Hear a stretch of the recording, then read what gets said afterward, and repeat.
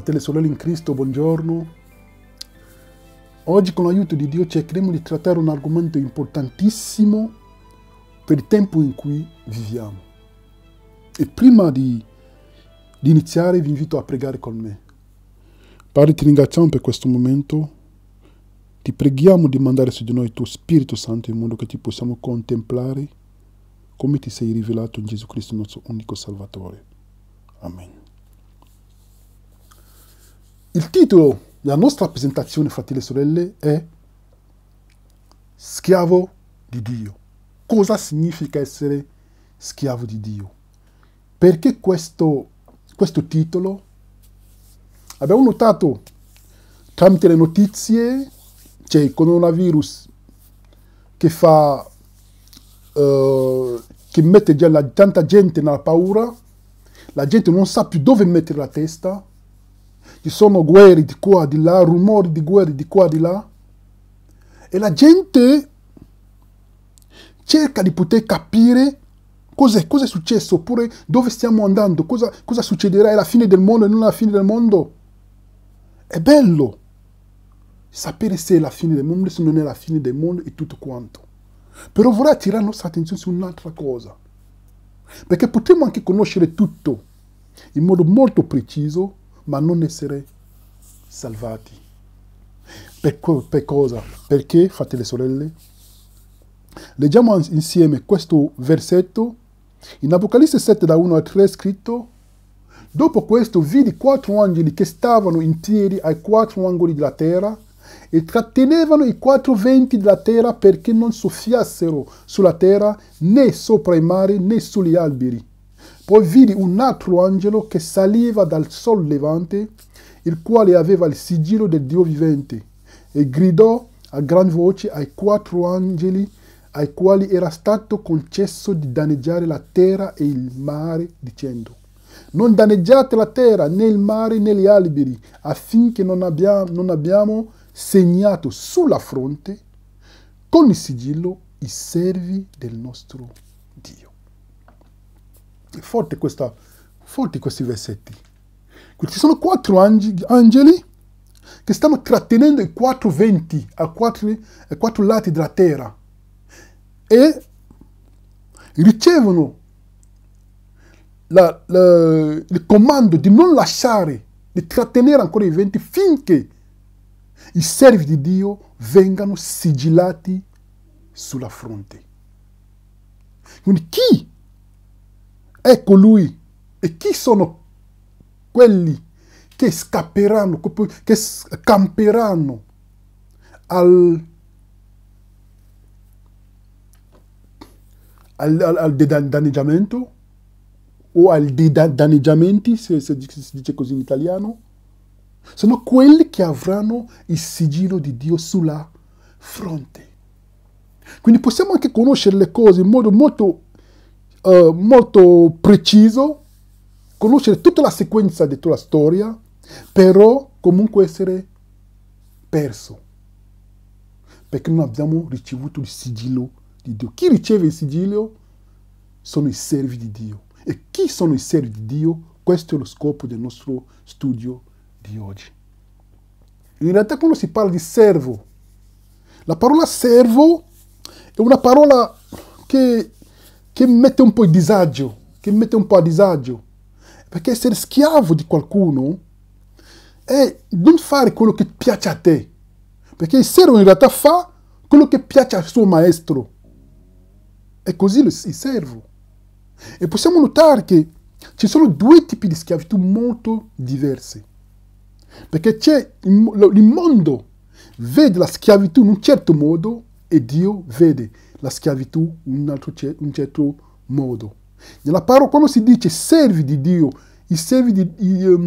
quando si dice non danneggiano né la terra, né il mare, né gli alberi, finché non abbiamo segnato sulla fronte con il sigillo i servi del nostro Dio, la parola servi è la parola doulos. E nella Bibbia, oppure, ci sono 2 tipi di schiavi. Questo doulos è la parola che significa servo, oppure schiavo, sì. E possiamo vedere che in Wikipedia, quando si parla di schiavismo, vediamo un po' cosa significa schiavismo. Lo schiavismo è il sistema sociale e economico basato sulla schiavitù. Schiavitù, la condizione dell'individuo considerato giuridicamente proprietà di un altro individuo e quindi privo di ogni umano diritto. Questa è la schiavitù. Però possiamo notare una cosa, fratelli e sorelle? Adesso cercheremo di paragonare due tipi di schiavitù, come il mondo la concepisce e come Dio la concepisce. La schiavitù secondo il mondo, ecco la schiavitù secondo il mondo. Lo schiavo è la proprietà del suo maestro. Lo schiavo poteva essere picchiato. Nella schiavitù del mondo il schiavo poteva essere picchiato. Lo schiavo poteva essere abusato sessualmente. Si diventava schiavo involontariamente. Lo schiavo non aveva un salario, lo schiavo non aveva diritti sociali, non aveva diritto di possedere i beni. Questa è la schiavitù secondo il mondo. Cos'è un servo? Gli apostoli sono considerati servi? Sono forse considerati servi? Perché qua vediamo che c'è una visione del mondo della schiavitù, ma è quella biblica. Cercheremo di rispondere a questa domanda. E gli apostoli erano considerati schiavi, erano considerati servi. Servi e schiavi sono la stessa parola. Vediamo insieme. Davide e Abramo erano considerati schiavi. Vediamo insieme cosa dicono le scritture. C'è l'apostolo Paolo che dice: Paolo, servo di Dio e apostolo di Gesù Cristo, secondo la fede degli eletti di Dio e la conoscenza della verità che è secondo pietà. Vediamo altre affermazioni. Paolo, servo di Cristo Gesù, chiamato a essere apostolo, messo a parte per il Vangelo di Dio. È Paolo stesso che dice schiavo, servo di Cristo o schiavo di Cristo. Quindi si vanta di poter essere schiavo di Gesù. Si vanta di poter essere schiavo o servo di Dio. Come mai? Possiamo vedere altre affermazioni. Giacomo, servo di Dio e del Signore Gesù Cristo, alle 12 tribù che sono disperse nel mondo, salute. Altre affermazioni, fratelli e sorelle. Simon Pietro, servo e apostolo di Gesù Cristo, a coloro che hanno ottenuto una fede preziosa quanto la nostra nella giustizia del nostro Dio e Salvatore Gesù Cristo. Vediamo che tutti questi sono chiamati servi. E la Bibbia è piena di esempi. Salmo 105, versetto 42. Egli si ricordò della sua santa parola e anche d'Abramo, suo servo. Ricordatevi della legge di Mosè, mio servo, al quale io diedi sull'Oreb leggi e precetti per tutto Israele. Malachia 4:4. Mosè, servo di Dio. Quindi vediamo che tutte queste persone, fratelli e sorelle, sono chiamati servi di Dio. Ma sono contenti di essere chiamati servi di Dio. Ma sappiamo che un servo in realtà non fa quello che vuole. Fa quello che vuole il suo maestro. Come mai sono così contenti di essere chiamati servi? Ricordiamoci, fratelli e sorelle, che abbiamo letto in introduzione che quelli che verranno sigillati sulla fronte saranno i servi di Dio. Saranno i servi di Dio. Che anche loro vivranno la grande tribolazione, perché sono quelli che pensano che i cristiani non vivranno la grande tribolazione. Falso. Perché la grande tribolazione, ricordiamoci che nello stesso modo in cui Giacobbe ha vissuto il suo tempo di angoscia, che ha lottato con l'angelo durante la notte, così anche noi lotteremo con l'angelo durante la notte e diremo non ti lasceremo finché non ci avrai benedetto. E questo tempo è chiamato il tempo di angoscia di Giacobbe. Se ne parla in Ezechiele, se ne parla in Daniele 12, 10 anche. Quindi questo tempo di angoscia, e anche in Geremia 31, si parla del tempo di angoscia di Giacobbe. Però il tempo di angoscia di Giacobbe, nel tempo di angoscia di Giacobbe, i servi di Dio rimarranno saldi nella fede. E vediamo, fratelli e sorelle, che, come abbiamo visto, ho trovato Davide mio servo, l'ho unto con il mio santo olio. Quindi Davide, Mosè, Abramo, tutti sono chiamati servi di Dio. Apocalisse 1, versetto 1. Rivelazione di Gesù Cristo che Dio gli diede per mostrare ai suoi servi, le cose che devono avvenire tra breve e che egli ha fatto conoscere mandando il suo angelo al suo servo Giovanni. Filippesi 2, da 5 a 8. Abbiate in voi lo stesso sentimento che è stato anche in Cristo Gesù, il quale, pur essendo in forma di Dio, non considerò l'essere uguale a Dio qualcosa a cui aggrapparsi gelosamente, ma svuotò se stesso prendendo forma di servo, divenendo simile agli uomini. Trovato esteriormente come uomo, umilò se stesso, facendosi ubbidiente fino alla morte e alla morte di croce. Vediamo, fratelli e sorelle, che Gesù Cristo, anche lui, si è fatto servo di Dio. E noi, quello che Dio ci chiede è di fare come Gesù Cristo. Non può chiedere a noi una cosa che Gesù Cristo non ha fatto, perché anche noi dobbiamo seguire le orme del nostro Salvatore, essere servi di Dio, in quel modo ubbidendo fino alla morte e alla morte della croce. È in questo modo che diventeremo servi di Dio, morire a sé. In questo è importantissimo.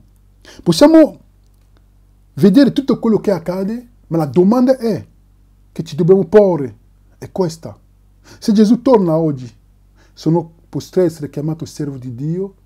Oppure adesso sto cercando di aggrapparmi a Dio solo perché vedo che ci sono pestilenze, guerre, coronavirus in giro? Oppure mi aggrappo a Dio perché lo amo, oppure perché lo cerco? Nessuno verrà salvato. Se qualcuno ha paura di Dio, non verrà salvato. Quelli che verranno salvati sono quelli che amano Dio, perché l'amore perfetto caccia via la paura. Quindi aggrapparsi a Dio perché abbiamo visto che ci sono cose fuori che non vanno, non salverà nessuno. Quindi, fratelli e sorelle, vediamo che Dio ci chiede di essere servo come il nostro Salvatore Gesù Cristo. E la schiavitù secondo Dio. Vediamo che nelle scritture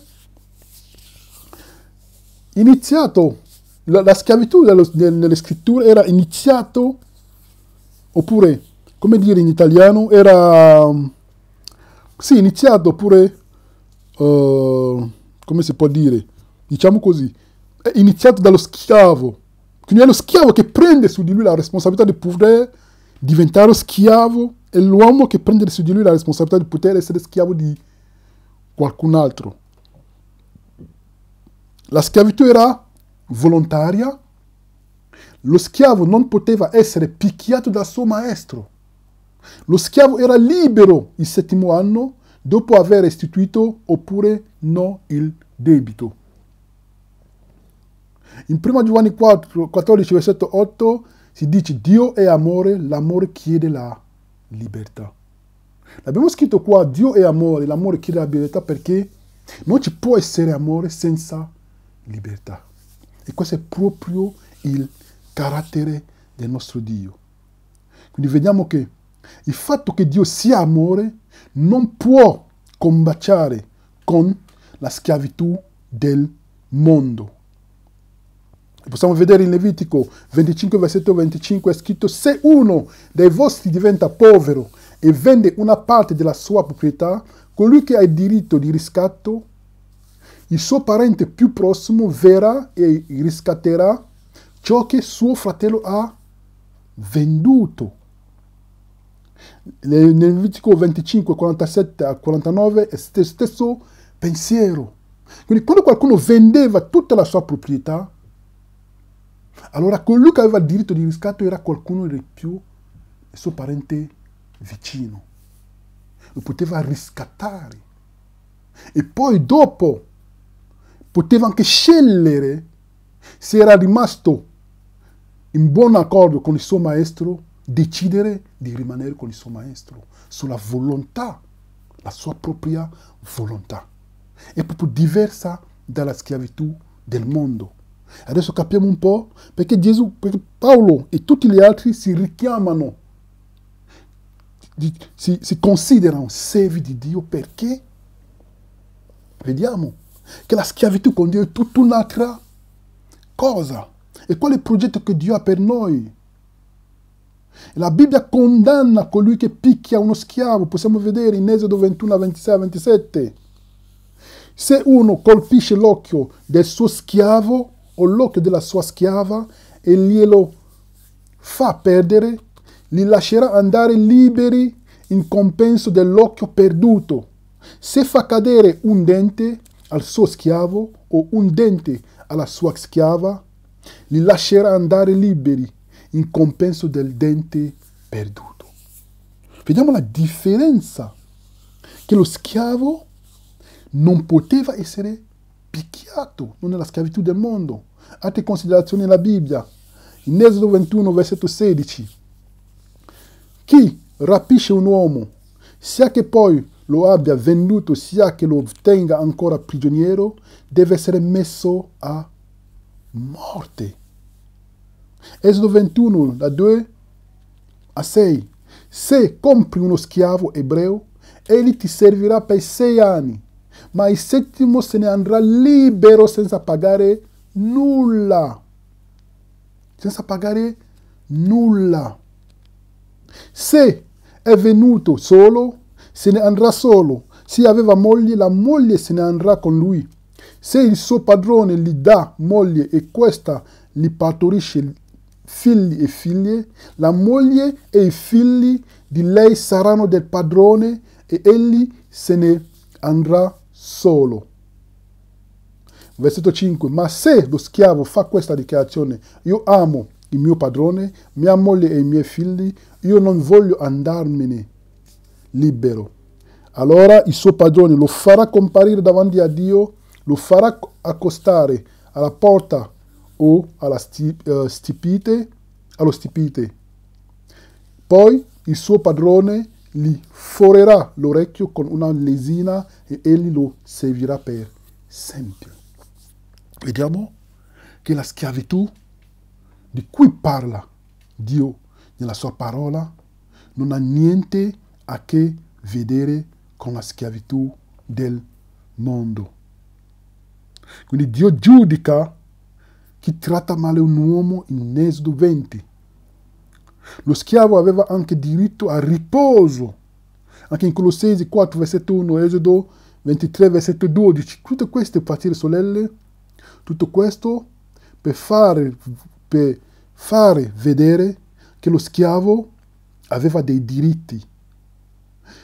Esodo 23, versetto 12. Per 6 giorni la farai il tuo lavoro, ma il settimo giorno ti riposerai affinché il tuo bue e il tuo asino possano riposarsi e il figlio della tua serva e il forestiero possano riprendere energia. Come abbiamo detto, Dio non ci può chiedere una cosa impossibile. Impossibile per l'uomo, ma non per Dio. Visto che Gesù Cristo si è fatto servo anche lui ci chiede di camminare come anche lui camminò. In 1 Giovanni 2, versetto 6, in 1 Pietro 2, 21, di poter seguire il suo esempio. Quindi dobbiamo seguire l'esempio di Cristo. Anche in Filippesi, 2 da 5, 2 versetto 5 a 8, abbiamo letto questo versetto che Gesù Cristo si è fatto servo. In che modo? Facendosi ubbidiente fino alla morte e alla morte della croce. La domanda che ci dobbiamo porre, fratelli e sorelle, è: quando si parla di morte, di cosa si tratta? Possiamo leggere in Romani 6, versetto 16. Non sapete voi che se vi offrite a qualcuno come schiavi per ubbidirli, siete schiavi di colui a cui obbedite, o del peccato che conduce alla morte, o dell'ubbidienza che conduce alla giustizia? Quindi abbiamo la possibilità di essere schiavo o del peccato che conduce alla morte, o dell'ubbidienza che conduce alla vita. Quindi i servi di Dio che troviamo in Apocalisse 7, che sono sigillati, sono diventati schiavi di Dio. Sono diventati schiavi dell'ubbidienza, ubbidendo fino alla morte della croce. Non c'è la via di mezzo. O siamo schiavi del peccato che conduce alla morte, o dell'ubbidienza che conduce alla vita. Però ci dobbiamo credere per fede. Non perché abbiamo visto, ma perché Dio dice nella sua parola di crederci, perché Lui ci porterà. È Lui che lo farà, perché è Lui che fa in noi quello che l'uomo non è capace di fare per sé. Questa è la bella notizia della giustizia mediante la fede. Quindi dobbiamo essere schiavi di qualcuno, o del peccato, conduce alla morte, o dell'obbedienza che conduce alla vita. E per poter essere ubbidienti per quanto riguarda l'obbedienza che conduce alla vita, alla giustizia, dobbiamo essere ubbidienti fino alla morte della croce. Perché si parla della croce? Perché Paolo ci parla della croce? Questo è quello che abbiamo detto. Scegliere quale tipo di schiavo vogliamo essere, o del peccato che conduce alla morte, o dell'ubbidienza che conduce alla vita. Perché abbiamo messo questa immagine di Lazzaro che risuscita? Lo capiremo, fratelli e sorelle. Perché Gesù Cristo ci vuole risuscitare dai morti. Con la sua morte ci ha già risuscitato dai morti. Paolo lo dice, che eravamo con lui nella sua vita. Eravamo con lui nel battesimo, eravamo con lui nelle acque, eravamo con lui nella tomba, eravamo con lui alla croce, eravamo con lui nella tomba, eravamo con lui e siamo con lui seduti in cielo con lui. Però il fatto di essere seduti in cielo non significa che non possiamo essere persi. No, occhio. Chi non cammina secondo le sue vie sarà perso. Perché sono quelli che pensano che Gesù ci ha salvato, siamo già salvati, allora facciamo quello che vogliamo, tanto siamo già salvati. No, se no Gesù è morto per niente. Perché Gesù Cristo è venuto per salvarci, sì, dalle conseguenze della disobbedienza di Adamo, perché noi dovevamo morire, eravamo condannati, maledetti, lui è stato maledetto per noi, in modo che noi possiamo conoscere la morte seconda, che solo lui ha conosciuto, che è la separazione totale da Dio. Ma questo ci dà la possibilità, grazie allo Spirito che riceviamo, esercitando la fede in Lui, di poter risuscitare e camminare in novità di vita. È per quello che Gesù muore. Non è che Gesù è morto alla croce, allora finito, siamo già salvati, allora faccio quello che voglio, tanto Gesù mi perdona. No. Chi trasgredisce la legge di Dio perché il salario del peccato è la morte. E il peccato c'è. Non possiamo dire che il peccato non c'è. Chi pecca muore. Se, Giovanni ci dice, se pecchiamo abbiamo un avvocato presso il Padre. Se veniamo a chiedere perdono. Quindi una cosa importantissima, Dio vuole che possiamo rinascere di nuovo. Condizioni per essere liberati dal peccato. Quali sono le condizioni per essere liberati dal peccato? Romani 6, da 17 a 18 dice: ma sia ringraziato Dio perché eravate schiavi del peccato, ma avete ubbidito di cuore a quella forma di insegnamento che vi è stata trasmessa. E liberati dal peccato siete diventati servi della giustizia.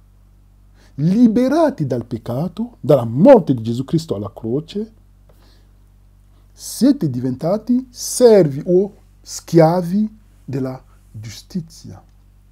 Questo è per fede, perché quando Paolo ti dice che siamo con Gesù Cristo seduti nei cieli, è per fede. Ma chi pecca, la promessa non si adempirà nella sua vita. Non possiamo dire che siamo già salvati, no. Se siamo salvati per fede, allora dobbiamo, con il nostro comportamento, vivere come Cristo ha vissuto, camminare come Lui camminò, se no non c'è bisogno di chiedere a noi di camminare come anche Lui camminò. Non avrà senso, perché il salario del peccato è la morte. Quindi liberati dal peccato siete diventati servi di Dio. Quindi la condizione per essere servi di Dio è di essere liberati dal peccato. La condizione è di poter essere liberati dal peccato. In Romani 6, versetto 20 a 21 è scritto: perché quando eravate schiavi del peccato, eravate liberi riguardo alla giustizia. Quale frutto dunque avevate allora? Di queste cose ora vi vergognate, poiché la loro fine è la morte. Non c'è una via di mezzo, fratelli e sorelle. O siamo schiavi del peccato, o siamo schiavi della giustizia che conduce alla vita. Possiamo leggere in Romani 6, versetto 22 a 23. Ma ora, liberati dal peccato e fatti servi di Dio, avete per frutto la vostra santificazione e per fine la vita eterna, perché il salario del peccato è la morte, ma il dono di Dio è la vita eterna in Gesù Cristo nostro Signore. Notiamo bene, fratelli e sorelle, una cosa. È scritto: ma ora liberati dal peccato e fatti servi di Dio, avete per frutto la vostra santificazione. Quindi, cosa significa essere servo di Dio? Essere liberati dal peccato. È chiaro. Cosa significa essere servi di Dio? È essere liberati dal peccato. E avete per frutto la vostra santificazione, perché il salario del peccato è la morte. Non possiamo mischiare. La santificazione non c'entra niente. La santificazione non c'entra niente con il peccare e non peccare, e peccare e non peccare. No. La santificazione non c'è un rapporto fra la luce e le tenebre, fra Cristo e Belial, non c'è. Per fede viviamo per questa santificazione, perché questa è la santificazione per fede. Santificazione per fede, credendo nelle promesse di Dio che Dio farà nelle nostre vite. Quindi essere liberi dal peccato è essere schiavo. E Dio vuole che diventiamo schiavi della giustizia, con l'obbedienza che ci può, tramite l'obbedienza fino alla morte della croce. Cosa significa la croce? Perché la croce, Paolo ti dice che sono stato crocifisso con Cristo. Paolo non è stato crocifisso, lui è stato decapitato. Perché quando lui vede Gesù Cristo alla croce, lui sa che Gesù Cristo ha crocifisso la sua carne. Però lui, in risposta a questo amore, deve vivere come anche Gesù Cristo ha vissuto. Cosa essere schiavo? Non c'è una via di mezzo. E ricordiamoci il santuario, che la prima parte del santuario, per quelli che non hanno ancora visto, guardate lo studio su quello, vi invitiamo a farlo, che abbiamo fatto una serie molto importante su quello. Vediamo che il santuario è condiviso in 3 parti. Il cortile, il luogo santo e il luogo santissimo. Avevamo nel cortile l'altare dei sacrifici, la conca di rame. nel luogo santo, la tavola dei pani di presentazione, l'altare dei profumi, il candelabro d'oro. E nel luogo santissimo l'arca dell'alleanza. La prima parte corrisponde alla giustificazione mediante la fede. Quando arriviamo a Gesù Cristo, riceviamo tramite la sua morte una giustizia legale, senza aver fatto niente. Questo è l'altare dei sacrifici dove Gesù Cristo è stato crocifisso. Poi da conca di rame, sempre una giustizia per fede, giustificazione per fede che rappresenta il battesimo, dove noi tutti dobbiamo passare. E questo primo compartimento corrisponde alla giustizia ottenuta mediante la fede.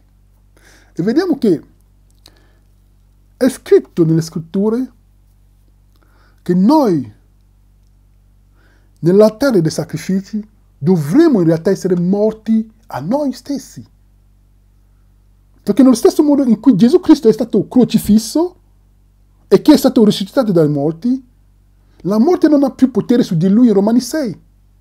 Quindi in realtà nell'altare dei sacrifici, quando siamo morti a Gesù, nel peccato, alla croce con lui, in realtà la morte non potrà più, il peccato non dovrebbe più avere potere su di noi. Però dobbiamo crederci per fede. E l'altare del luogo santo, che corrisponde alla santificazione mediante la fede, che corrisponde al fatto che l'uomo deve ogni giorno mangiare del pane, che è la parola di Dio, pregare, che rappresenta l'altare dei profumi, con l'azione dello Spirito Santo, vivere una vita di santificazione per fede. E poi, dopo questo, entrare nella glorificazione, avendo la legge di Dio scritta sui nostri cuori. Quando si parla della legge di Dio, è inteso anche il quarto comandamento che è stato calpestato dal piccolo corno. Quindi, e vediamo, fratelli e sorelle, che in Romani 6, versetto 7, per capire meglio, infatti colui che è morto è libero dal peccato. Quindi se non siamo morti, non siamo liberi. Però prima di tutto dobbiamo crederci per fede. Leggiamo Romani 6, versetto 1 a 2. Che diremo dunque? Rimarremo forse nel peccato affinché la grazia abbondi? No, di certo. Noi che siamo morti al peccato, come vivremo ancora in esso? Le parole così chiare. Tutto questo, per fratelli e sorelle, per poter diventare schiavi di Dio o servi, dipendere totalmente dal nostro Salvatore. Romani 6, versetto 4. Siamo dunque stati sepolti con Lui mediante il battesimo nella sua morte, affinché, importantissimo, come Cristo è stato risuscitato dai morti mediante la gloria del Padre, così anche noi camminassimo in novità di vita. Cosa significa camminare in novità di vita? Nello stesso modo in cui Gesù Cristo è morto, nello stesso modo in cui Gesù Cristo è morto e che noi siamo stati sepolti nel suo battesimo, nel battesimo della sua morte, è stato fatto affinché, come Cristo è stato risuscitato dai morti mediante la gloria del Padre, così anche noi camminassimo in novità di vita. E per completare, sappiamo infatti che il nostro vecchio uomo è stato crocifisso con lui affinché, per quale motivo il nostro vecchio è stato crocifisso? Affinché il corpo del peccato fosse annullato e noi non serviamo più al peccato. Infatti colui che è morto è libero dal peccato. E cosa abbiamo visto prima? Cosa significa essere servi di Dio? Essere liberi dal peccato. Quindi noi ci dobbiamo lasciare spaventare dalle cose che vediamo intorno a noi o dobbiamo preoccuparsi se la nostra vita è in accordo con la volontà di Dio. Questa è una cosa importantissima. Ho detto a Dio, Dio lavora in me in modo che io possa riflettere veramente il tuo carattere. Questo è quello che noi dovremmo fare, fratelli e sorelle, l'atteggiamento dei cristiani. In Romani 6, 8 a 11, ora, se siamo morti con Cristo, Crediamo pure che vivremo con Lui, sapendo che Cristo risuscitato dai morti non muore più. La morte non ha più potere su di Lui, poiché il suo morire fu un morire al peccato, una volta per sempre, ma il suo vivere è un vivere a Dio. Così anche voi fate conto di essere morti al peccato, ma viventi a Dio in Cristo Gesù.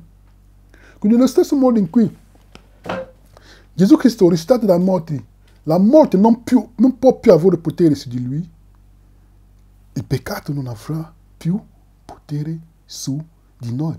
Come? Per fede prima di tutto. In Romani 6, versetto 5. Perché se siamo stati totalmente uniti a Lui in una morte simile alla sua, lo saremo anche in una risurrezione simile alla sua. Una risurrezione simile alla sua. Come era la sua risurrezione? La morte non ha più potere su di Lui.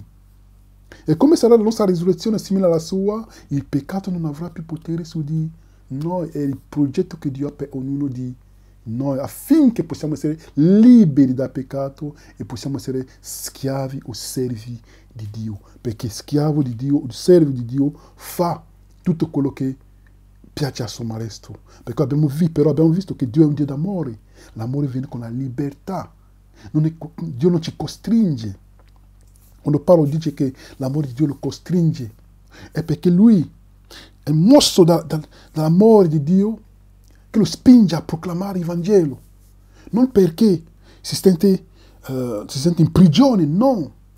Perché quando tu ami tuo Dio non puoi fare altro che predicare la sua parola e cercare di vivere in armonia con la sua parola, cercando di essere il suo schiavo oppure il suo servo. In greco doulos. E sono i doulos che verranno sigillati, i 144.000, che è un numero simbolico, non è un numero chiuso come hanno pensato altre persone.